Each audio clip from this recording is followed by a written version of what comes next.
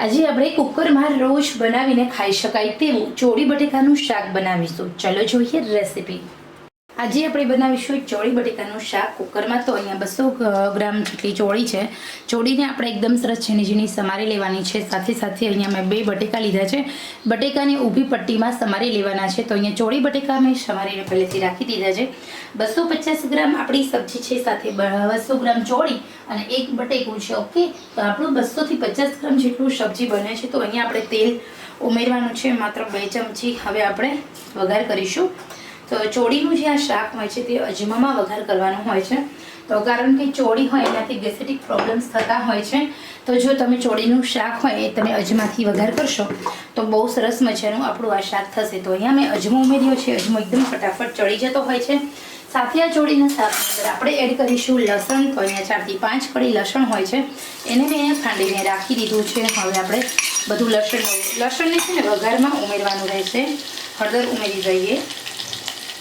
Add કરીશું આપણે ચોળી અને બટેકા। બધા અત્યારે નથી ઉમેરવાના, બીજા આપણે પછી ઉમેરીશું।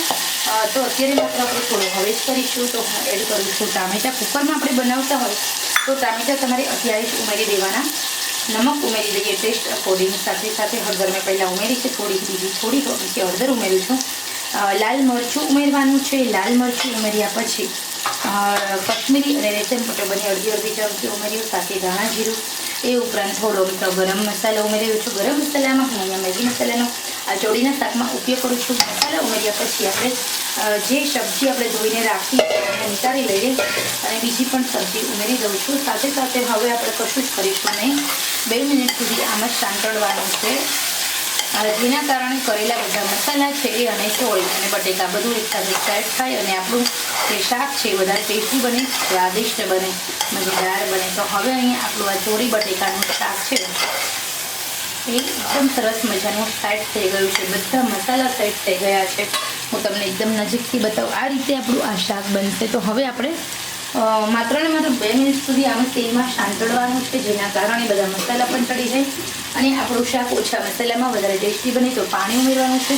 તો બહુ વધારે પાણી ન ઉમેરતા, કુકરમાં ભરાવાનું છે, એકદમ ઓછું પાણી ઉમેરજો। પાણી અહીંયા આપણે અડધો વાટકો ઉમેર્યો છે। લીડ બંધ કરી દઈએ અને 2 સીટી થવા દઈએ। ઓકે, ચલો આપણે 2 સીટી પછી મળીએ। તો અહીંયા આપણું એકદમ સરસ મજાનું ચોળી બટેકાનું શાક માત્ર 2 સીટીમાં બનીને રેડી થઈ ગયું છે। આપણે હવે આ શાકને ગરમા ગરમ સર્વ કરીશું। તો ખરેખર મિત્રો આવી રીતે તમે શાક બનાવો ને તો બહુ સરસ બને છે। તો આ ચોળી બટેકાનું શાક ગરમા ગરમ રોટી સાથે બહુ સરસ મજાનું લાગે છે। જો તમે આવી રીતે બનાવશો તો નહીં તેલ વધારે પડે, નહીં રસો વધારે હોય અને સાથે સાથે તમારું શાક નાના બાળકો પણ ખાશે। જે લોકોને ચોળી નથી ભાવતી તો તમે જો બટેકાના પીસ થોડા મોટા રાખ્યા હશો ને તો એ લોકોને તમે એકલા બટેકા પણ આપી શકો છો। તો ખરેખર મિત્રો આ ચોળી બટેકાનું શાક બહુ સરસ મજાનું છે, રોજ બનાવીને ખાઈ શકાયું છે, કોઈ પણ પ્રકારના નુકસાન વગરનું છે। આપ સૌને આ રેસીપી ચોળી બટેકાના શાકની પસંદ આવી હોય તો લાઈક, શેર, સબસ્ક્રાઈબ દિલથી કરશો।